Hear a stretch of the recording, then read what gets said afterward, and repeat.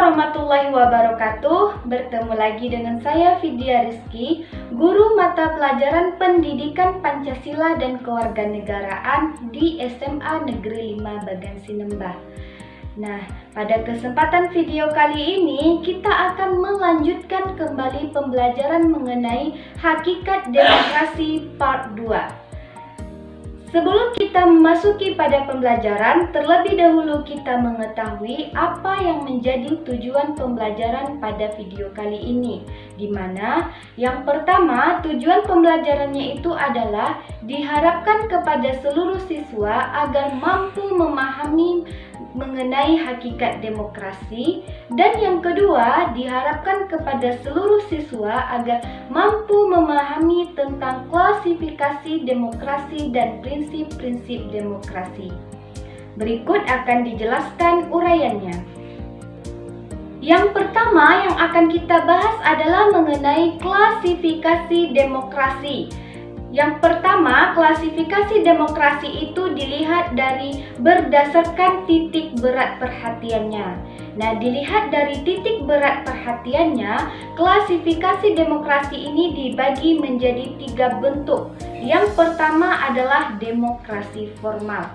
Demokrasi formal ini merupakan demokrasi yang menjunjung tinggi persamaan dalam bidang politik tanpa disertai upaya untuk mengurangi atau menghilangkan kesenjangan dalam bidang ekonomi.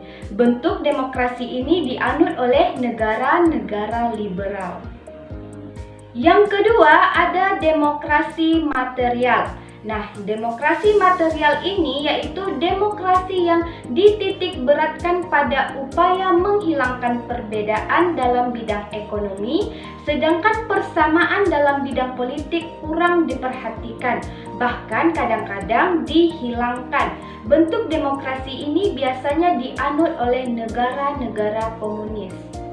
Kemudian yang ketiga ada demokrasi gabungan. Nah, demokrasi gabungan itu adalah bentuk dari demokrasi yang mengambil kebaikan serta membuang keburukan dari bentuk demokrasi formal dan material. Bentuk demokrasi ini biasanya dianut oleh negara-negara non-blok. Jadi demokrasi gabungan ini merupakan gabungan dari demokrasi formal dan material.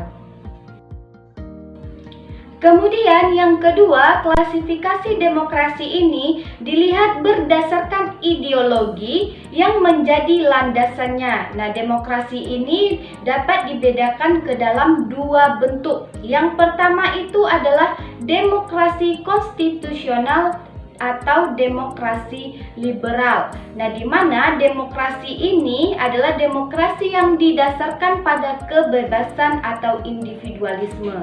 Ciri-ciri khas pemerintahan demokrasi konstitusional ini adalah kekuasaan pemerintahnya terbatas dan tidak diperkenankan banyak melakukan campur tangan dan bertindak sewenang-wenang terhadap rakyatnya. Kekuasaan pemerintah biasanya dibatasi oleh konstitusi. Kemudian yang kedua ada demokrasi rakyat atau demokrasi proletar. Nah, yaitu demokrasi ini didasarkan pada paham Marxisme dan komunisme.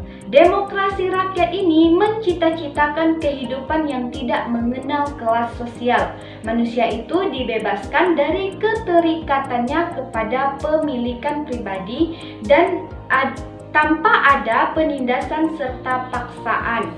Akan tetapi juga demokrasi ini untuk mencapai masyarakat tersebut apabila diperlukan dapat dilakukan dengan cara paksa atau kekerasan.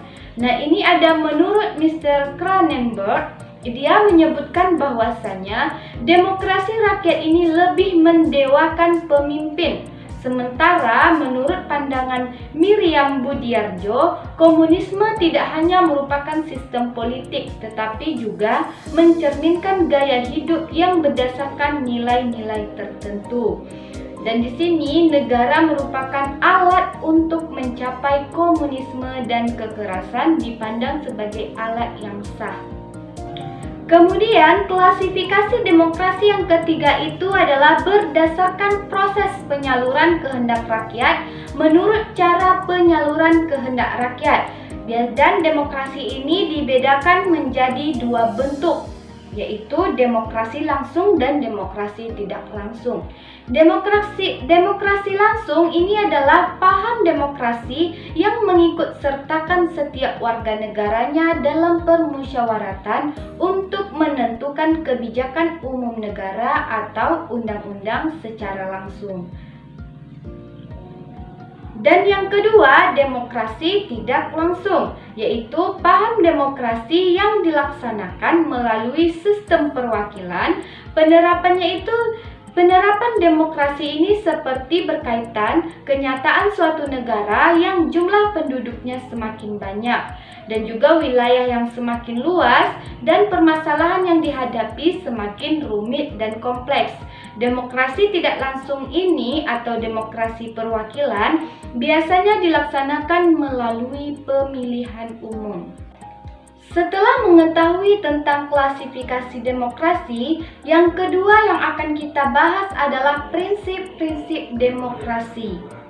Demokrasi sebagian sistem politik saat ini dianut oleh sebagian besar negara di dunia, tentu saja memiliki prinsip-prinsip yang berbeda dengan sistem yang lainnya. Nah, ini ada dua prinsip-prinsip demokrasi yang akan kita bahas. Yang pertama itu di dalam buku Dasar-Dasar Ilmu Politik oleh Henry B. Mayor, dikutip dari Miriam Budiarjo, dan yang kedua itu pada buku Ilmu Kewarganegaraan menurut Alamudi yang dikutip oleh Sri Wuryan dan Saifullah. Nah, ini akan kita lihat perbedaan antara prinsip-prinsip demokrasi tersebut.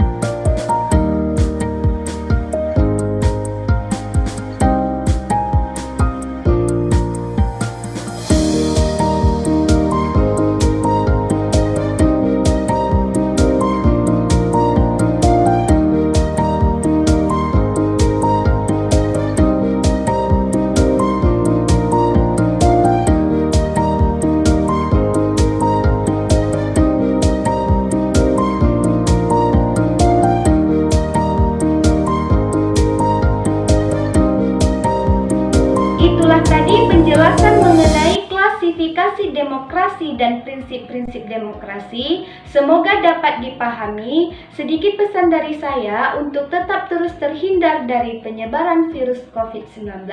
Mari sama-sama untuk kita tetap selalu menjaga kesehatan diri sendiri, menggunakan masker saat berada di luar ruangan, dan selalu menjaga jarak. Sampai bertemu pada video pembelajaran selanjutnya. Terima kasih dan sampai jumpa.